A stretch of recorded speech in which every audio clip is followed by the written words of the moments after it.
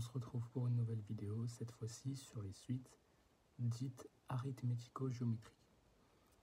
Donc, ce sont des suites qui ont à la fois ressemblent à une suite, à des suites géométriques et un peu aussi à des suites arithmétiques. Donc c'est un petit peu plus spécifique que les deux types de suites classiques qu'on avait vus avant. Mais on va voir qu'on va quand même pouvoir réutiliser des propriétés de ces suites-là, notamment celles sur les suites géométriques, pour pouvoir un petit peu caractériser ces nouvelles suites qu'on va voir ici, qui sont les suites arithmético-géométriques. Alors, tout d'abord, comme on l'a vu, quand on veut décrire une suite, on a en général deux formulations pour les exprimer. On a une formule de récurrence, qui permet donc de dire comment on passe d'un terme de la suite au terme suivant.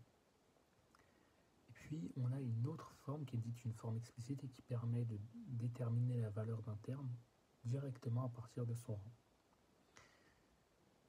Alors pour la forme, ou la formule de récurrence plutôt, c'est pas très compliqué pour les suites arithmético-géométriques.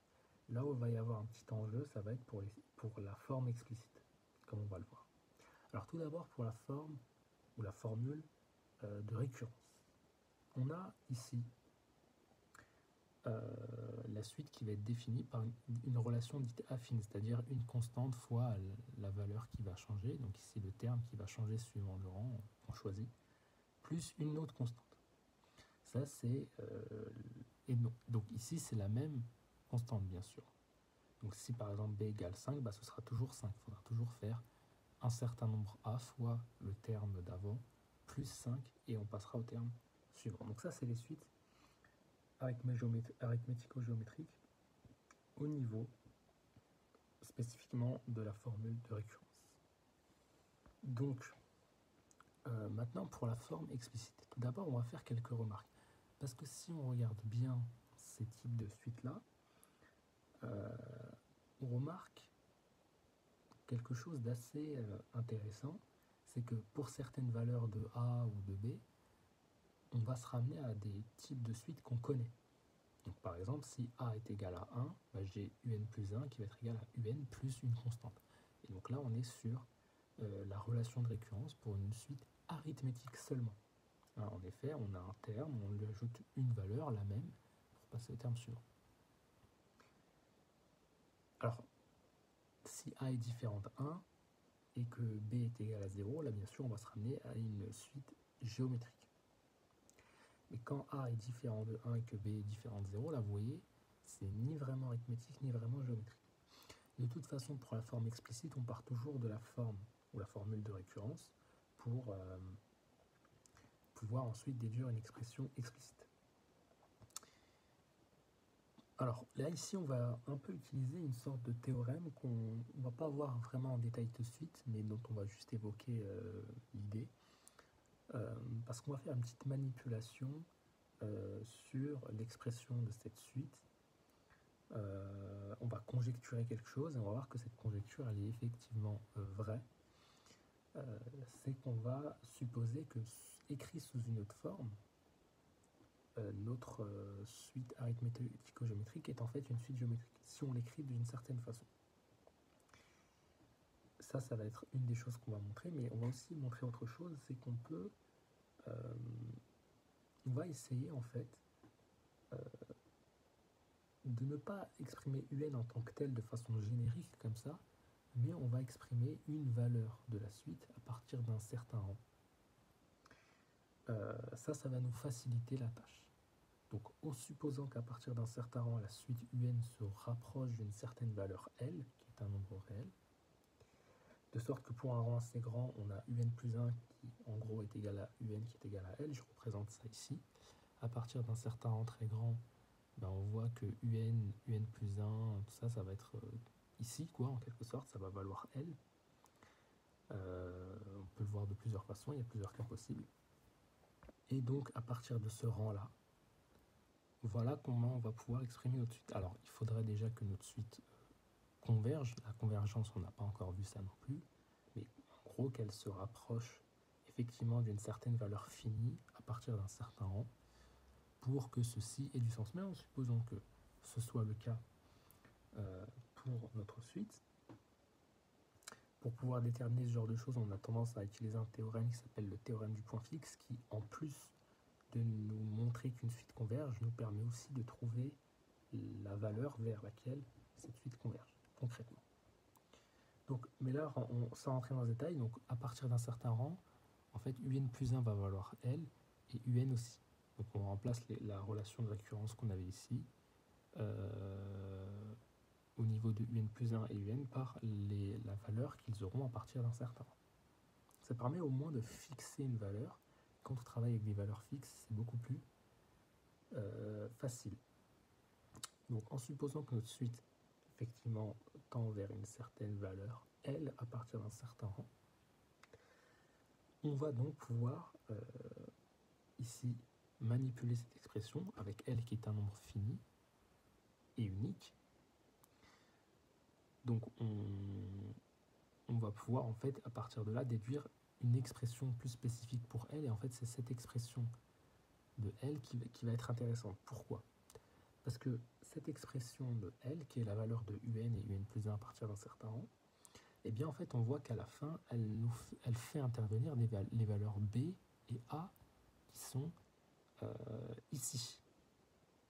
Et nous au final ce qu'on veut c'est avoir une forme explicite qui éventuellement fait intervenir uniquement les termes qui sont déjà là dans la formule de récurrence, c'est-à-dire A et B notamment. Donc L, parce que le problème c'est que je ne vais pas utiliser ma forme explicite avec L. La valeur de L va dépendre de la suite. Par contre, si je réexprime L en fonction de termes qu'on connaît déjà de manière générale, et bien là, pour la formule de récurrence, et bien là, ça va être beaucoup plus intéressant pour notre forme explicite parce qu'on pourra exprimer la suite uniquement à partir des termes qu'on connaît, à partir de la relation de récurrence qu'on a au départ. Donc L, vous voyez, donc je mets cette expression AL de l'autre côté, je factorise par L et je divise par 1 moins A.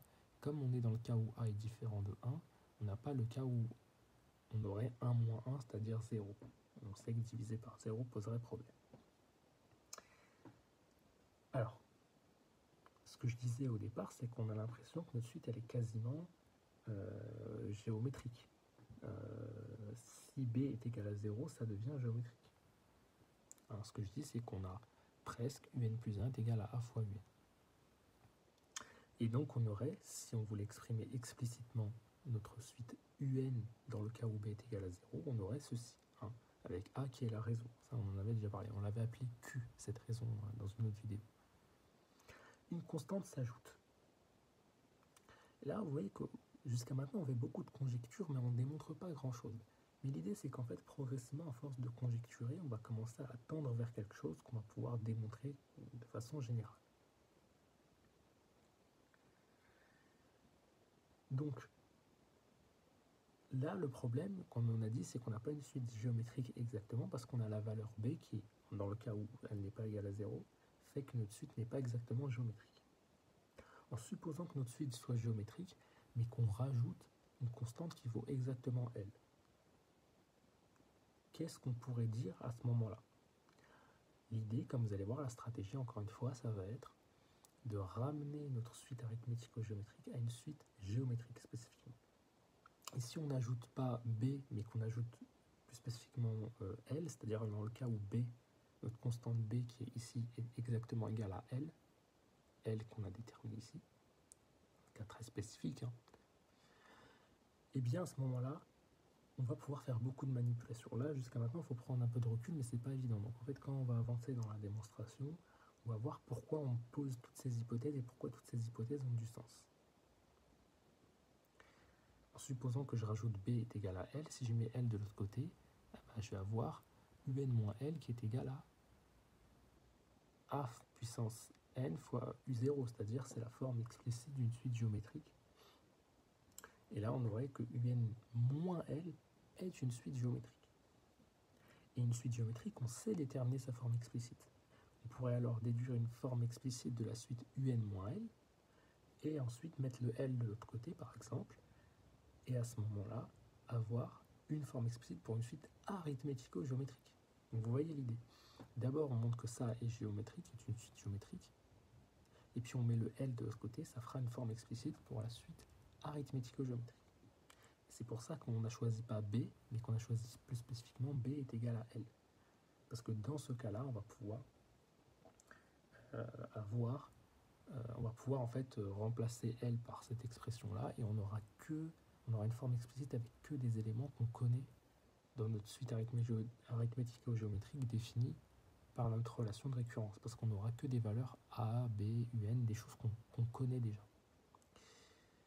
Donc montrons que UN-L est une suite géométrique. Après, si on arrive à démontrer que c'est le cas de manière générale, ou plus spécifiquement quand A est différent de 1, parce que c'est surtout là que c'est intéressant, et à ce moment-là, le travail sera fait.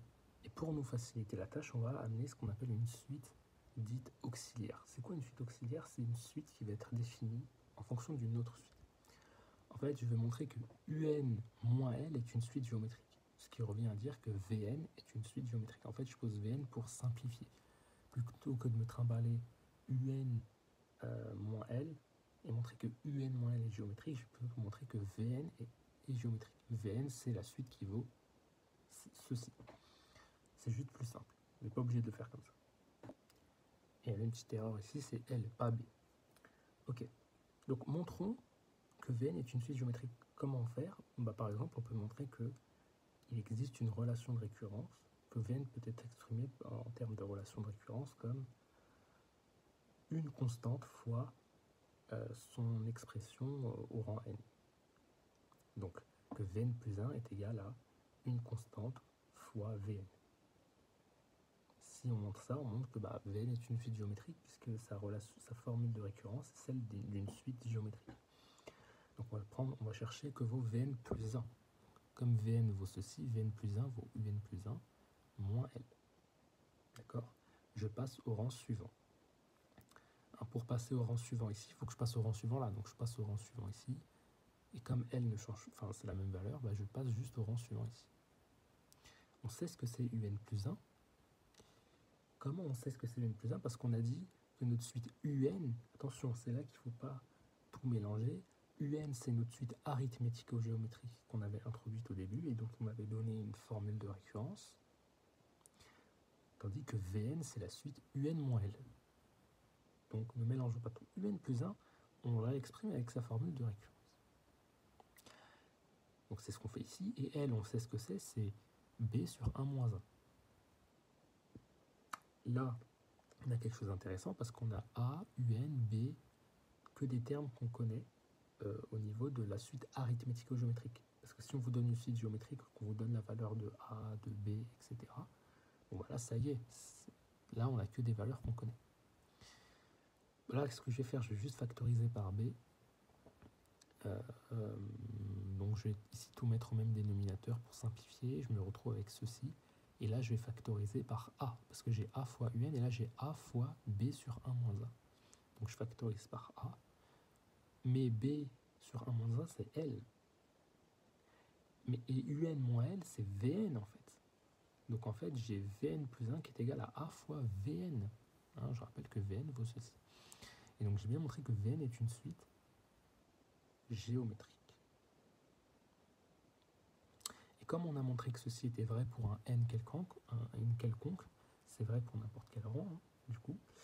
Et donc on a bien cette relation de récurrence qui est avérée pour un rang n quelconque. Et donc on a bien que que de manière générale, Vn, c'est-à-dire Un moins L, est une suite géométrique.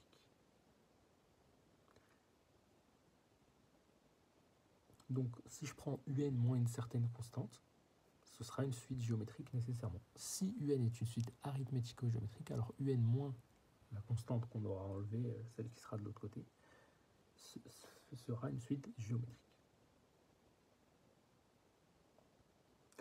Donc, si je prends ici Vn est égal à Un moins une constante, en supposant que, par exemple, on ait eu Un qui est égal à Un plus 1 qui est égal à A fois Un plus C, par exemple. Bon, je sais que Vn est égal à Un moins C et que c'est une suite géométrique.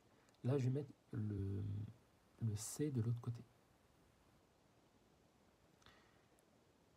Vn, c'est une suite géométrique, je l'ai dit.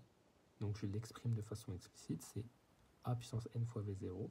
Ça, c'est la forme explicite d'une suite géométrique. Donc j'ai que un est égal à ça, d'accord?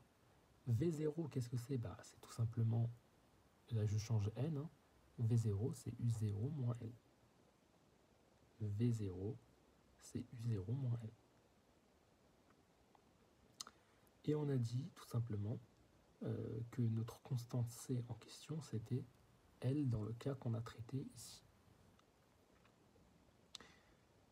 Donc là, je sais ce que vaut L, c'est B sur 1 moins A, donc je remplace.